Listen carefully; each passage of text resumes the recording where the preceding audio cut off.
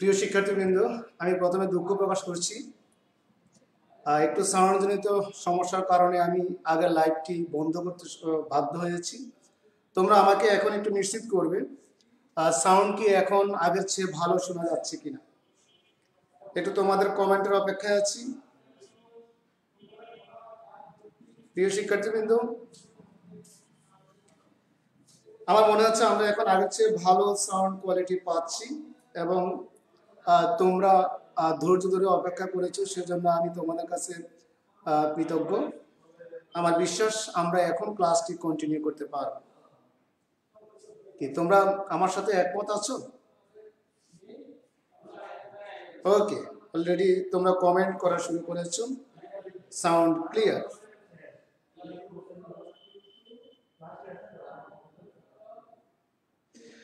ওকে, তাহলে আমি এখন আর অন্য প্রসঙ্গে কথা না বলে সরাসরি আমাদের মূল কার্যক্রমে চলে যাচ্ছি। প্রিয় শিক্ষার্থীবৃন্দ, যদি করোনার এই মহামারীকালীন সংকটে আমরা না পড়তাম, তাহলে হয়তোবা এই ভার্চুয়াল ক্লাসও আমাদের নেওয়ার মতো সেই সুযোগ তৈরি হতো না। করোনা আমাদেরকে প্রযুক্তির উপর অনেক বেশি কার্যক্রমের নির্ভরশীলতা বাড়িয়ে দিয়েছে। তাছাড়া আমরা এটাও বলতে পারি যে যদি স্বাভাবিক অবস্থা থাকতো, তাহলে এই সময়ে তোমাদের টেস্ট পরীক্ষা চলমান অবস্থায় থাকতো এবং ডিসেম্বরের শুরুর দিকে প্রথম 10 থেকে 12 তারিখের মধ্যে, 15 তারিখের মধ্যে তোমাদের ফর্ম পূরণের নির্দেশনা চলে আসতো। তো যাই হোক, সেটা সম্ভব হয়নি, সেটা তোমরা অবগত আছো। ইতিমধ্যে তোমাদের প্রথম পত্র এবং দ্বিতীয় পত্রের বেশ কিছু অধ্যায়ের পড়ালেখা শেষ হয়েছে। তবে কিছু কিছু অধ্যায় আছে আমরা সময়ের স্বল্পতার কারণে সেগুলা ধরার সুযোগ পাইনি।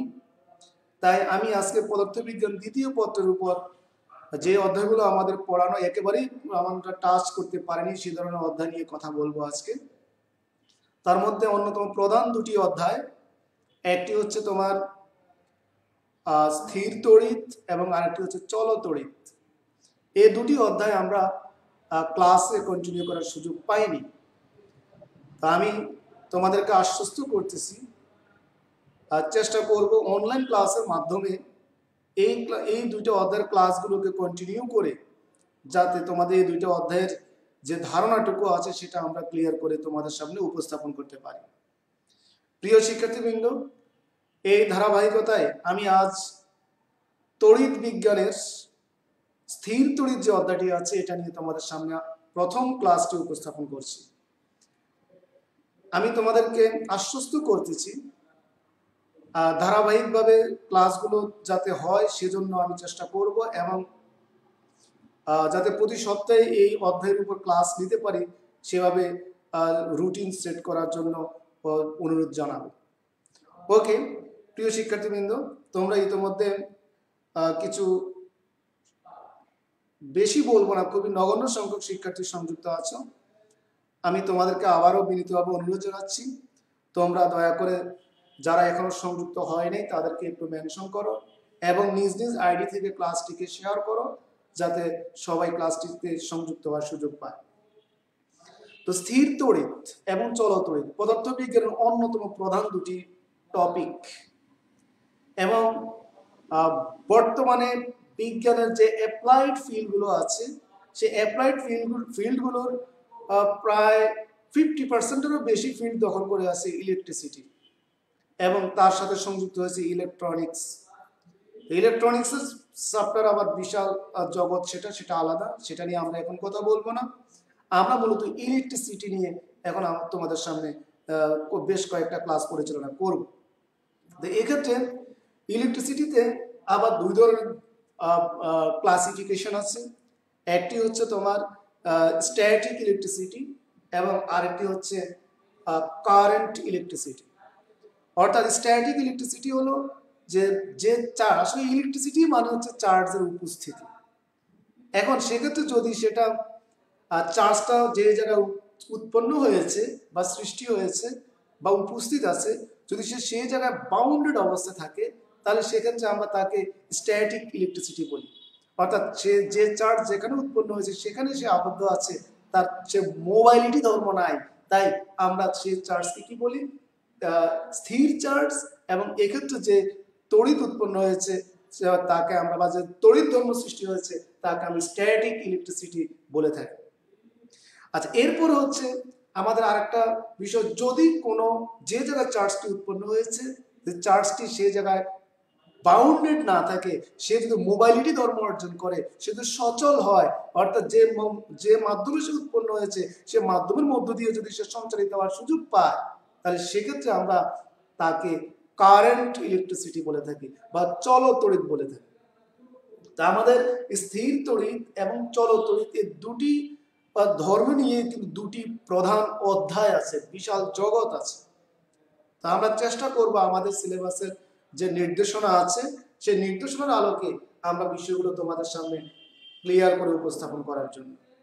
তো স্থির তড়িতে মূলত যে অধ্যায়টা, সেই অধ্যায় নিয়ে আমরা আজকে কথা শুরু করেছি। এই অধ্যায় তোমরা যদি বই সাথে নিয়ে বসো, তোমরা দেখবে প্রথম টপিক 2.1 যে টপিক, এই টপিকটা হচ্ছে তোমার কুলম্বের সূত্র নিয়ে। হ্যাঁ, এই কুলম্বের সূত্রটা আমরা একেবারে নবম দশম শ্রেণীতেও আমরা কিছু ধারণা নিয়ে এসেছি। আসলে স্থির তড়িতে কুলম্বের সূত্র, অর্থাৎ দুটি চার্জ একটা নির্দিষ্ট দূরত্বে কোনো মাধ্যমে যদি সে অবস্থান করে, তাহলে দুটি চার্জ পরস্পরকে হয় আকর্ষণ করবে না হয় বিকর্ষণ করবে। এই আকর্ষণ এবং এই বিকর্ষণ বলের পরিমাপটুকু আমরা কুলম্বের সূত্রের মাধ্যমে নির্ণয় করতে পারি। তো এক্ষেত্রে বেশ কিছু কথাবার্তা আছে, আমরা সংক্ষেপে সেই বিষয়গুলো তোমাদের সামনে উপস্থাপন করব, কারণ এই আর্টিকেলটুকু তোমরা নিচে ক্লাসও জেনে এসেছো, তাই অত ডিটেলসে আমি যাব না। প্রিয় শিক্ষার্থীবৃন্দ, কুলম্বের সূত্র বলার আগে আমি এই সূত্র কখন প্রযোজ্য হবে, কিভাবে প্রযোজ্য হবে, এই বিষয়গুলো নিয়ে একটু কথা বলবো। আসলে কুলম্বের সূত্র হলো স্থির তড়িতের যে তড়িৎ বল, এই তড়িৎ বলের একটা প্রাথমিক ধারণা মাত্র। এখানে বেশ কিছু লিমিটেশন আছে, যে লিমিটেশনগুলো আমরা দেখব। তো এখন এই যে তোমার কুলম্বের সূত্রের আসলে এখানে চার্জের মধ্যে আকর্ষণ এবং বিকর্ষণ নিয়ে আমি একটা কথা শুরুতেই বলেছি, আকর্ষণ বল কিংবা বিকর্ষণ বল একটা কথা বলেছি। তো এক্ষেত্রে কখন চার্জ দ্বয় আকর্ষিত হবে, কখন চার্জ দ্বয় বিকর্ষিত হবে, তার মানে এখানে নিশ্চয়ই চার্জের দুইটা প্রধান ধর্ম আছে। অর্থাৎ প্রকৃতি, যদি চার্জ আমরা প্রকৃতি দেখি, যে চার্জের প্রকৃতি দুই ধরনের। একটি হচ্ছে চার্জ তোমার ধনাত্মক চার্জ বিশিষ্ট, আরেকটি হচ্ছে কি ঋণাত্মক ধর্ম বিশিষ্ট। অর্থাৎ একটা ধনাত্মক ধর্ম বিশিষ্ট আর একটা ঋণাত্মক ধর্ম বিশিষ্ট, আমরা যেটাকে প্লাস চিহ্ন কিংবা মাইনাস চিহ্ন দ্বারা প্রকাশ করি। আর কখনো কখনো হয়তো কোনো বস্তুর মধ্যে আমরা চার্জ দেখি না, আসলে প্রত্যেক বস্তুর মধ্যে চার্জ আছে। তবে সেক্ষেত্রে চার্জের পরিমাণ, দুই ধর্মের চার্জের পরিমাণ যদি সমান হয়, তাহলে সেক্ষেত্রে আমরা সেটাকে চার্জ নিরপেক্ষ হিসেবে বিবেচনা করি। এখন মনে করো তুমি কোনো একটা বস্তুতে পজিটিভ না নেগেটিভ চার্জ তুমি জানো না, সে নিরপেক্ষ বলতেছি আমরা। আসলে এখানে নিরপেক্ষ মানে তার মধ্যে চার্জ নাই, এই কথা ভুল, তার মধ্যে চার্জ আছে। তবে সেই চার্জ কেমন, সেটার মধ্যে সমান সংখ্যক ধনাত্মক এবং সমান সংখ্যক ঋণাত্মক চার্জ আছে, তাই আমরা সেক্ষেত্রে তাকে কি বলছি, নিরপেক্ষ বলতেছি। এখন যদি সমধর্মী চার্জ পরস্পরকে কাছ নিকটবর্তী দূরত্বে অবস্থান করে, তাহলে সেক্ষেত্রে তাদের মধ্যে বিকর্ষণ বল তৈরি হবে। সমধর্মী চার্জ অর্থাৎ প্লাস প্লাস কিংবা মাইনাস মাইনাস, এক্ষেত্রে তারা পরস্পরকে কি করবে, বিকর্ষণ করবে। আর যদি বিপরীত ধর্মী চার্জ হয়, সেক্ষেত্রে তারা পরস্পরকে কি করবে, আকর্ষণ করবে। অর্থাৎ দুটি চার্জের মধ্যে একটি যদি পজিটিভ এবং আরেকটি যদি নেগেটিভ ধর্ম সম্পন্ন হয়, তাহলে সেক্ষেত্রে তারা পরস্পরকে কি করবে, বিকর্ষণ করবে। প্রিয় শিক্ষার্থীবৃন্দ, নিশ্চয়ই এই কনসেপ্ট গুলো তোমাদের পুরনো, তোমরা এগুলো জানো, আমি তারপরেও তোমাদেরকে একটু স্মরণ করিয়ে দিচ্ছি।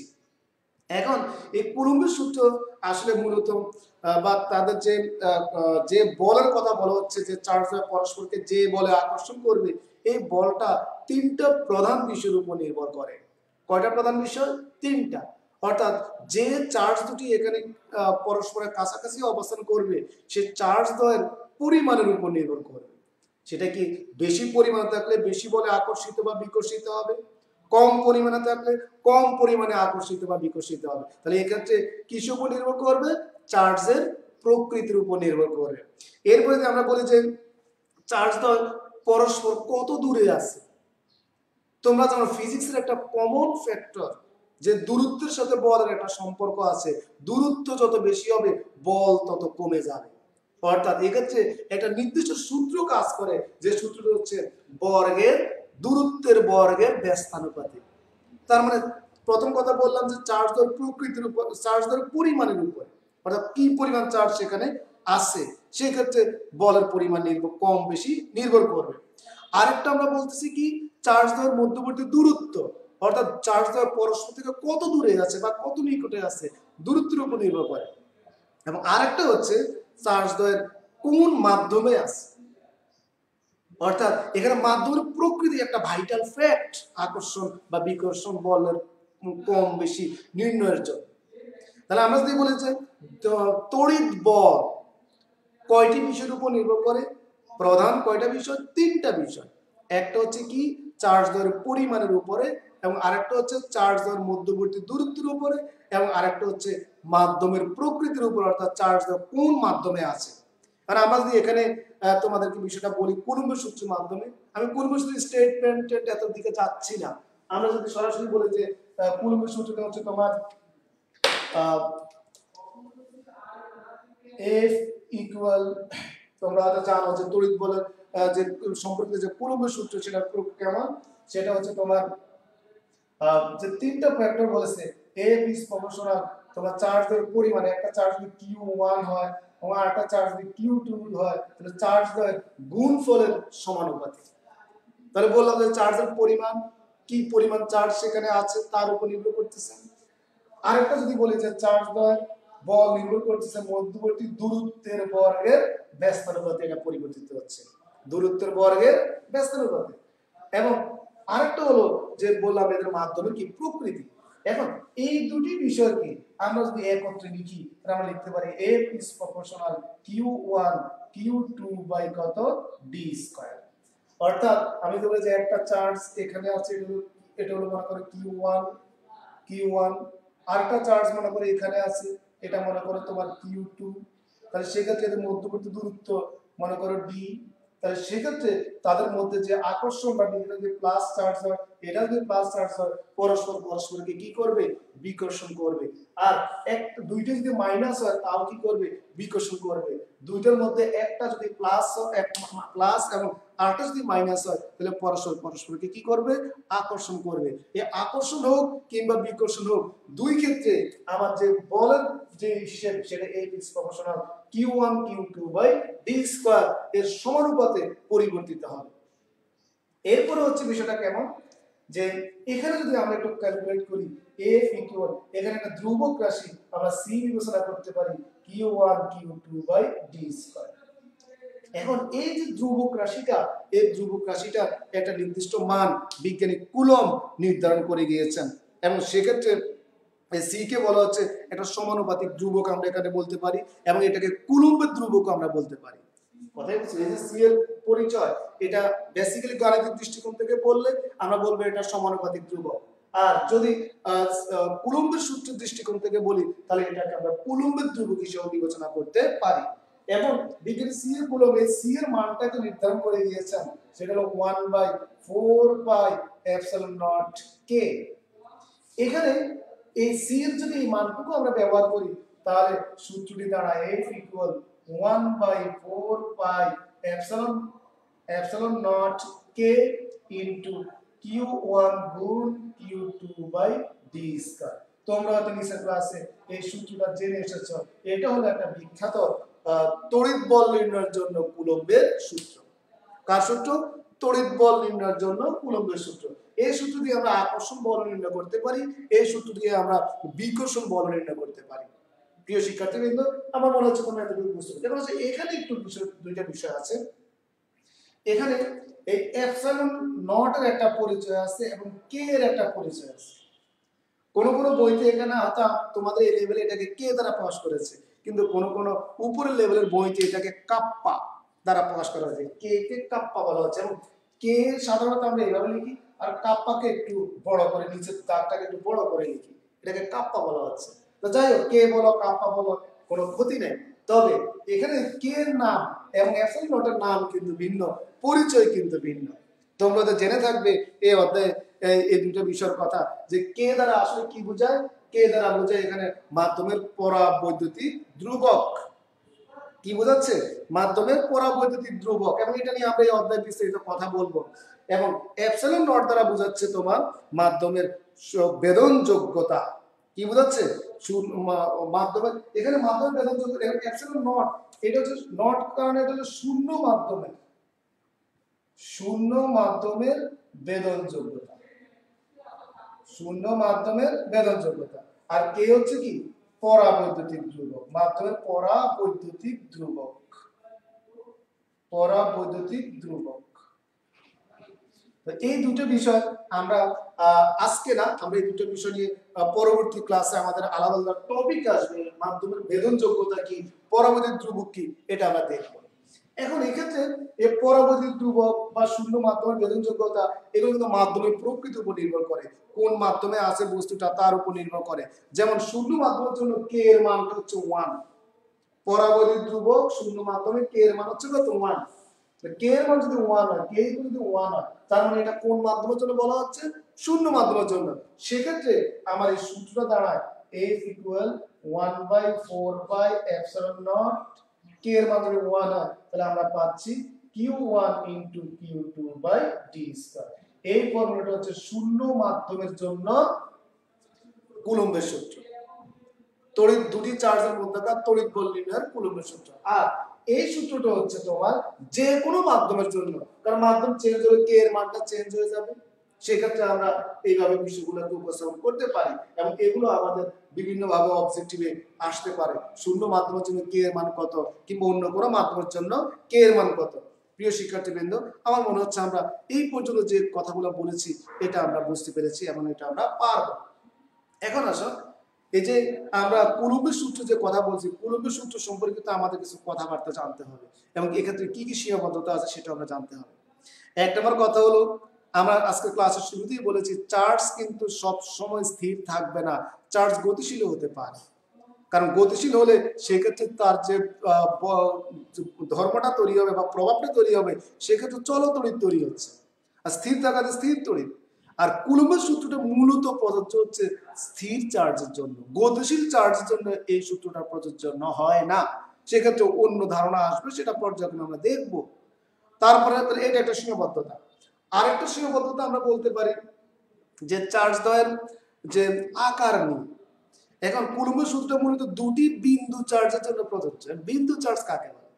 যে চার্জের আকার তার খুবই নগণ্য, দেখতে বিন্দুর মতো, সেই চার্জটাকে আমরা কি বলতে পারি? বিন্দু চার্জ বলতে পারি।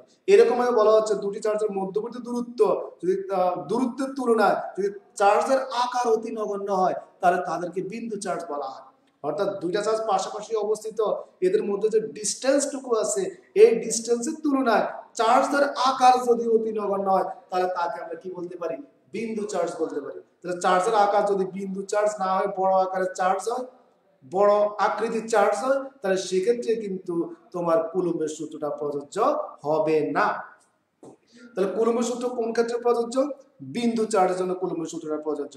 আর একটা হলো কুলম্বের সূত্রটা গতিশীল চার্জের জন্য প্রযোজ্য নয়, এটি স্থির চার্জের জন্য প্রযোজ্য। আরেকটা আমরা বলতে পারি যে কুলম্বের সূত্র দ্বারা, হ্যাঁ এটা একটা বৈশিষ্ট্য বলতে পারি, যে দুটি চার্জের মধ্যকার আকর্ষণ এবং বিকর্ষণ দুটি বলই আমরা নির্ণয় করতে পারি কুলম্বের সূত্রের মাধ্যমে। যেমনটি আমরা আকর্ষণ বল নির্ণয় করতে পারবো, তেমনটি আবার বিকর্ষণ বল আমরা এখান থেকে নির্ণয় করতে পারবো। এরপর আরেকটা কথা আমরা বলতে পারি যে কুলম্বের সূত্রের সাহায্যে যে বলটা, এটা একটা তড়িৎ বল, ঠিক আছে, যে তো বলটা আমরা নির্ণয় করবো, এই বলটা মূলত একটা সংরক্ষণশীল বল। কথাই বুঝতে পেরেছো? এই বলটা একটি কি সংরক্ষণশীল বল। তারপরে এই এই এই যে বল একটু আগে বলেছিলাম, এই বল কিসের উপর নির্ভর করে? এই বল তিনটা প্রধান বিষয়ের উপর নির্ভর করে। একটি হলো চার্জের পরিমাণের উপর, আরেকটি হলো মধ্যবর্তী দূরত্বের উপর, এবং আরেকটি হলো কি চার্জটা কোন মাধ্যমে আছে সে মাধ্যমের উপর নির্ভর করে। প্রিয় শিক্ষার্থীবৃন্দ, আমার মনে হচ্ছে তোমরা বিষয়গুলো বুঝতে পারতেছ। তোমরা কি আমাকে মনোযোগ দিয়ে শুনতেছ? এই মুহূর্তে যারা আছো সবাই দয়া করে ইয়েস লিখবে যে আমাকে শুনতে পারতেছো কিনা এবং তোমাদের মনোযোগ আছে কিনা।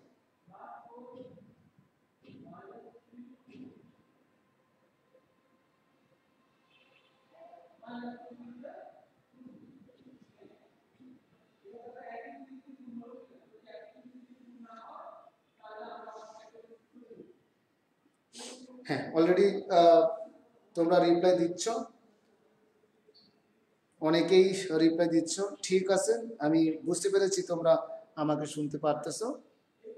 তো সবার কাছ থেকে রিপ্লাই চাচ্ছি। 2-1 জন রিপ্লাই দিয়েছে, সবাই কিন্তু দেও নাই এখন। হ্যাঁ, ওকে ওকে, অসংখ্য ধন্যবাদ। আচ্ছা, এখন আসলে চার্জ সম্পর্কে বারবার এই যে চার্জ এখানে কুলম্ব সূত্র পড়ে বলছে, আসলে আগে চার্জ কি এই সম্পর্কে জানা দরকার। চার্জ কি? হ্যাঁ, এখন আসলে এই পদার্থবিজ্ঞানের জগতে যে সকল মৌলিক কণিকা আছে, মৌলিক কণিকা কোনগুলো? যে কণিকাগুলো অন্য কোনো কণিকা থেকে সৃষ্টি হয় নাই, অর্থাৎ যে কণিকাগুলো থেকে বিভাজন করলে সেটা ভিন্ন অন্য কোনো কণার ধর্ম পাওয়া যাবে না, সেটা হচ্ছে মৌলিক কণা। এখন এই মৌলিক কণিকাগুলোর একটা বৈশিষ্ট্য সূচক ধর্ম হচ্ছে চার্জ। চার্জ কি? মৌলিক কণিকা সমূহের একটি বৈশিষ্ট্য সূচক ধর্ম, যার উপস্থিতিতে কি তৈরি হয়। একটা চার্জ কোথাও থাকলে কি কি জিনিস তৈরি হবে? যার উপস্থিতিতে চারপাশে তড়িৎ ক্ষেত্র তৈরি হবে, তড়িৎ ক্ষেত্র প্রাবল্য তৈরি হবে, কি হবে না? যার উপস্থিতিতে তড়িৎ ক্ষেত্র তৈরি হবে, তড়িৎ প্রাবল্য তৈরি হবে, তড়িৎ বিভব তৈরি হবে, এবং তোমার স্থির তড়িৎ তৈরি হবে। এবং সে যদি স্থির না থাকে, গতিতে থাকে, তাহলে কি তৈরি হবে? তোমার বিভব পার্থক্য তৈরি হবে, এবং সেক্ষেত্রে কি হবে? চলতড়িৎ তৈরি হবে, কি হবে না? তাহলে এই যে যার কারণে এই ঘটনাগুলো ঘটতেছে তাকে আমরা কি বলবো? চার্জ বলবো। আমি আবার একটু রিপ্লাই করছি, চার্জ কি? চার্জের সংজ্ঞা আমরা খুব ইন্টারেস্টিংলি এভাবে আমরা দিতে পারি। কি হবে? চার্জ হচ্ছে মৌলিক কণিকা সমূহের বৈশিষ্ট্য সূচক ধর্ম, যার উপস্থিতিতে স্থির তড়িৎ তৈরি হবে, তারপরে তড়িৎ ক্ষেত্র তৈরি হবে, তড়িৎ ক্ষেত্র প্রাবল্য তৈরি হবে, এবং যার গতিতে তোমার তড়িৎ প্রবাহ তৈরি হবে, এবং তো বিভব পার্থক্য সৃষ্টি হবে। এই বৈশিষ্ট্যগুলো যার কারণে হচ্ছে, বা পরিবর্তনগুলো প্রভাবগুলো যার কারণে হচ্ছে, তাকে আমরা কি বলবো? চার্জ বলবো। আমি শুরুতেই বলেছিলাম চার্জের প্রকৃতি কয় ধরনের? 2 ধরনের। একটা হলো ধনাত্মক প্রকৃতির, আর একটা হচ্ছে কি ঋণাত্মক প্রকৃতির। প্রত্যেকটা বস্তুর মধ্যে ধনাত্মক এবং ঋণাত্মক প্রকৃতির ধর্ম আছে, চার্জের ধর্ম আছে। তো সেক্ষেত্রে আমরা এগুলা পারবো আশা করি। কেমন? তাহলে চার্জের বিষয়টা আমরা পারবো। এখন আসুন, আমরা এখানে তেমন কিছু আলোচনার বিষয় নেই। আমরা পরবর্তী টপিকে যদি যাই যে এরপরে আমরা কি আলোচনা করব, আমরা যদি বলি যে তড়িৎ ক্ষেত্র আসলে কি? তড়িৎ ক্ষেত্র, এখন এই তড়িৎ ক্ষেত্র মূলত আমি যদি বলি যে কোথাও একটি চার্জ স্থাপন করে তার চারদিকে যে অঞ্চলের মধ্যে অন্য কোনো চার্জকে যদি আমি আনি, তাহলে সে হয় ওই চার্জকে আকর্ষণ করবে কিংবা বিকর্ষণ করবে। যদি সমধর্মী হয় তাহলে তাকে কি করবে? আকর্ষণ করবে। আর যদি বিপরীত ধর্মীয় তাহলে তাকে কি করবে? বিকর্ষণ করবে। যে অঞ্চলের মধ্যে আনলে এই প্রভাবটুকু অনুভব হবে, আকর্ষণ বা বিকর্ষণ বলের সৃষ্টি হবে, সেই অঞ্চল থেকে চারদিক থেকে সেই অঞ্চলটাকে আমরা কি বলবো? তড়িৎ ক্ষেত্র বলবো। ক্ষেত্র মানে একটা জায়গা, চারদিক দিকে, অর্থাৎ একটা চার্জের প্রভাব চারদিকে কতটুকু অঞ্চল জুড়ে ক্রিয়ারত আছে, সেটাকে আমরা কি বলতে পারি? তড়িৎ ক্ষেত্র বলতে পারি। এখন আসো আমরা এটাকে একটু বোঝার চেষ্টা করি। একটু বোঝার চেষ্টা করি, লক্ষ্য করো।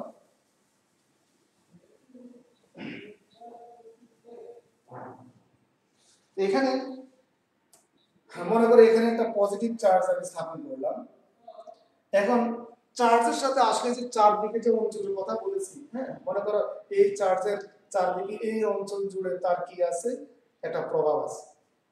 এখন এটার মধ্যে আমি যদি বাইরে থেকে কোনো ঋণাত্মক চার্জকে আনি, তাহলে এই ক্ষেত্রের ভিতরে যে কোনো জায়গায় আনলে এই চার্জটা তাকে কি করবে? আকর্ষণ করবে। তাকে কি করবে? আকর্ষণ করবে। তাহলে এই ধর্মটাকে তাহলে যে জায়গার মধ্যেই আকর্ষণ বলটা অনুভব হবে, সেই জায়গাটাকে আমরা কি বলবো? তড়িৎ ক্ষেত্র বলবো। হ্যাঁ, এখন তড়িৎ ক্ষেত্র, এখন কথা হলো যে এখানে এই আকর্ষণ বল বা বিকর্ষণ বল এটা আসলে তড়িৎ পরিমাপ করা তড়িৎ বলরেখার উপস্থিতি এবং অনুপস্থিতি নিয়ে। যেখানে লাইন অফ ফোর্সের সংখ্যা কম, সেখানে আকর্ষণ বা বিকর্ষণ বলের পরিমাণ কম হবে। আর যেখানে লাইন অফ ফোর্সের সংখ্যা বেশি, সেখানে আকর্ষণ এবং বিকর্ষণ বলের পরিমাণ কি হবে? বেশি হবে। বিষয়টা কেমন? ধরো আমরা জানি যে একটা ধনাত্মক চার্জ থেকে বলরেখাগুলো তোমার গোলকের পৃষ্ঠ বরাবর বাইরের দিকে ক্রিয়া করবে। গোলকের পৃষ্ঠ বরাবর সবগুলো চার্জ কোন দিকে ক্রিয়া করবে? বাইরের দিকে ক্রিয়া করবে। এটা ধনাত্মক চার্জ থেকে, কেমন? তাহলে বলরেখার ধর্ম তোমরা এগুলো নিজের ক্লাসে নিশ্চয়ই পড়েছো। আমি এখন সেগুলো নিয়ে খুব একটা এখানে কথা বলার সুযোগ পাবো না। তো এখানে লক্ষ্য করবো, কারণ আমরা জানি বাইরের ক্ষেত্রে চার্জ থেকে যত দূরে থাকবে তত তোমার কি হবে? বলরেখার সংখ্যা মানে আকর্ষণ বা বিকর্ষণ পরিমাণ, বলের পরিমাণ কম হবে। এখন একটু মনে করো আমি এখানে একটা ক্ষেত্র বিবেচনা করছি, এতটুকু একটা ক্ষেত্র, লক্ষ্য করো। এখন এই ক্ষেত্রকে যদি আমি এই জায়গা চিন্তা করি, একই জায়গা, তাহলে দেখা যাবে যে এই ক্ষেত্রের মধ্যে বলরেখার সংখ্যা হয়েছে কয়টা? দুইটা। কিন্তু এই জায়গার মধ্যে ক্ষেত্রের মধ্যে বলরেখার সংখ্যা হয়েছে কয়টা? তিনটা। তাহলে যে ক্ষেত্রের মধ্যে বলরেখার সংখ্যা যত বেশি হবে সেই ক্ষেত্রে আকর্ষণ বা বিকর্ষণ বলের পরিমাণ তত কি হবে? বেশি হবে। তোমরা এখানে আবার একটু লক্ষ্য করো, একই জায়গা, এখানে যে জায়গা আছে এখানে একই জায়গা, একটা ক্ষেত্র, নির্দিষ্ট ক্ষেত্র বিবেচনা করলাম। ঠিক আছে, এই জায়গায় বলরেখার সংখ্যা হচ্ছে তিনটা, কিন্তু এই জায়গায় বলরেখার সংখ্যা হচ্ছে তিনটা। আরো দূরে যায় তুমি এই সেম ক্ষেত্রকে চিন্তা করো, হয়তো সেখানে কোনো বলরেখার উপস্থিতি পাবা না। তাই আসলে যতই ক্ষেত্রের নিকটে যাবে, যতই ক্ষেত্রের ভিতরে প্রবেশ করবে, তত তোমার একটা নির্দিষ্ট ক্ষেত্রের মধ্যে বলরেখার সংখ্যা বেশি পাওয়া যাবে, অর্থাৎ আকর্ষণ বা বিকর্ষণ বলের পরিমাণ বেশি হবে। আর যত তুমি বাইরের দিকে আসবা ততই আকর্ষণ বা বিকর্ষণ বলের পরিমাণ কমে যাবে। প্রিয় শিক্ষার্থীবৃন্দ, আমার মনে হচ্ছে বিষয়গুলো তোমরা বুঝতে পারতেছো। এরপরে লক্ষ্য করো, তাহলে বলরেখার ক্ষেত্রে, তাহলে এই চারদিকে যে ক্ষেত্রটা আমরা চিন্তা করছি, এই ক্ষেত্রটাকে আমরা কি বলবো? তড়িৎ ক্ষেত্র বলবো। এখন আসো এই তড়িৎ ক্ষেত্রের, আচ্ছা এটা ধনাত্মক চার্জের জন্য তড়িৎ ক্ষেত্র দেখিয়েছি।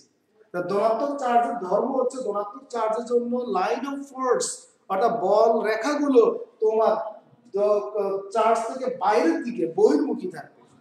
বল হচ্ছে ধনাত্মক চার্জ থেকে সৃষ্টি হয়ে সেগুলো ঋণাত্মক চার্জের দিকে যায়, শেষ হয়, উৎপত্তি এবং শেষ। কথাই বুঝতে পেরেছেন? এবং এই বলরেখার কিছু ধর্ম তোমাদের বইতে আছে। এই বলরেখাগুলো সবগুলো খোলা বক্ররেখা, অর্থাৎ এগুলো এক জায়গা থেকে সৃষ্টি হয়ে সাইড দিকে ছড়িয়ে পড়তেছে, এবং এগুলো আসলে একটা রেখা আরেকটা রেখাকে কখনো কি করতেছে না? ছেদ করতেছে না। পরস্পর পরস্পর যে পথে যাচ্ছে সে সেই পথে সোজা যাচ্ছে, কখনো সে বক্র পথে যাওয়ার কি হচ্ছে না? সুযোগ হচ্ছে না। এবং এদের উৎপত্তি হচ্ছে ধনাত্মক চার্জ থেকে, আর শেষ হবে ঋণাত্মক চার্জে। যে ঋণাত্মক চার্জের জন্য যদি আমরা বড় রেখা দেখাই, তো ঋণাত্মক চার্জের জন্য বড় রেখা হবে অন্তর্মুখী, ডিরেকশন হবে কোন দিকে? অন্তর্মুখী। আর ধনাত্মক চার্জের জন্য বড় রেখা ডিরেকশন হবে কোন দিকে? বহির্মুখী। এগুলো একটু খেয়াল করতে পারো। ধনাত্মক চার্জের জন্য বড় রেখা বহির্মুখী হবে, বহির্মুখী হয়ে ঋণাত্মক চার্জে এসে সেটা শেষ হবে। এবং এই জন্য আসলে তোমার একটা চার্জে আরেকটা চার্জকে হয় আকর্ষণ করবে, না হয় কি করবে? বিকর্ষণ করবে। এখন ধরো পজিটিভ আর নেগেটিভ বা ধনাত্মক চার্জ কিংবা ঋণাত্মক চার্জ পরস্পরকে কি করতেছে? আকর্ষণ করতেছে। এটা হয়তো আমরা জানি, কিন্তু কি হবে সেটা, কেন সেটা আকর্ষণ করতেছে? কারণ এই ধনাত্মক চার্জ থেকে বড় রেখা বাইরে হয়ে ঋণাত্মক চার্জে শেষ হচ্ছে। তাই এখানে ডিরেকশন দুইটা মানে একটাতে পরস্পর একই মুখী আমি বলতে পারি। তাই সেক্ষেত্রে চার্জ পরস্পরকে কি করবে? আকর্ষণ করবে। আর যদি আমি বলি যে এখানেও প্লাস, তাহলে এইটার জন্য বলরেখার ডিরেকশন বহির্মুখী, এটার জন্য বলরেখার ডিরেকশন বহির্মুখী। তাহলে একই দিকে দেখা যাবে দুইটা বলরেখা পরস্পরকে কি করবে? একই মুখী হয়ে যাবে। আর একমুখী হওয়ার কারণে সেটা সমধর্মী এবং পরস্পর পরস্পরকে কি করবে? একটা প্রভাব বিস্তার করবে, বাধা সৃষ্টি করবে, অর্থাৎ একটা বিকর্ষণ সৃষ্টি করবে। এগুলো এই অধ্যায়ের বেসিক আলোচনা, আমরা এগুলো পারবো আশা করি। কেমন?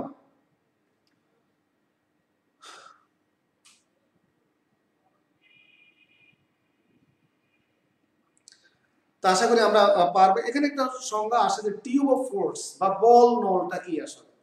এখন আমরা এখান থেকে যদি বলি যে এই ধনাত্মক চার্জ থেকে কিংবা ঋণাত্মক চার্জের মধ্যে কত সংখ্যক বলরেখা আছে, তুমি কি নির্দিষ্ট করে বলতে পারবে? আসলে নির্দিষ্ট করে আমরা বলতে পারবো না যে এই ধনাত্মক এখানে কয়টা বলরেখা আছে, এখানে কয়টা বলরেখা আছে, নির্দিষ্ট করে বলার কোনো সুযোগ নেই। তবে এক্ষেত্রে আমরা একটা এই বলরেখাগুলোকে একটা গুচ্ছ হিসেবে চিন্তা করতে পারি। এই এক একটি বলরেখার গুচ্ছকে আমরা কি বলতে পারি? বল নল, বা আমরা এটাকে বলতে পারি টিউব অফ ফোর্স। বল নল সংজ্ঞা আসে অনেক সময় জ্ঞানমূলক অংশে, বল নল কি। ঠিক আছে, তাহলে আমরা সংজ্ঞাটা কিভাবে দেব? যে কোন চার্জ থেকে ধনাত্মক কিংবা ঋণাত্মক চার্জ থেকে কি পরিমাণ বলরেখা উৎপন্ন হচ্ছে বা নির্গত হচ্ছে এটা আসলে সংখ্যাগতভাবে নির্দিষ্ট করে বলা যায় না। তাই এদেরকে এক একটি বলরেখার গুচ্ছ হিসেবে বিবেচনা করা হয়। এই এক একটি বলরেখার গুচ্ছকে আমরা কি বলবো? বলনল বলবো। প্রিয় শিক্ষার্থীবৃন্দ, আমার মনে হয় আমরা এই বিষয়গুলো বুঝতে পেরেছি। তো এখন আসলে একটা প্রশ্ন আসে এখান থেকে যে পাশাপাশি অবস্থিত দুটি বলরেখা পরস্পরকে ছেদ করে না কেন?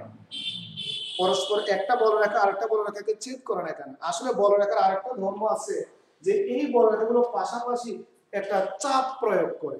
এখন এই দিক থেকে একটা বলরেখা মনে করে এই দিকে চাপ প্রয়োগ করলো, আবার এটা এই দিকে চাপ প্রয়োগ করলো, আবার এই বলরেখাটা এইদিকে চাপ প্রয়োগ করলো, এইদিকে চাপ প্রয়োগ করলো। এবং পরস্পরের চাপ সমান হওয়ার কারণে পরস্পর স্থির হয়ে আছে, নিউট্রাল হয়ে আছে, অর্থাৎ সোজা পথে চলে যাচ্ছে।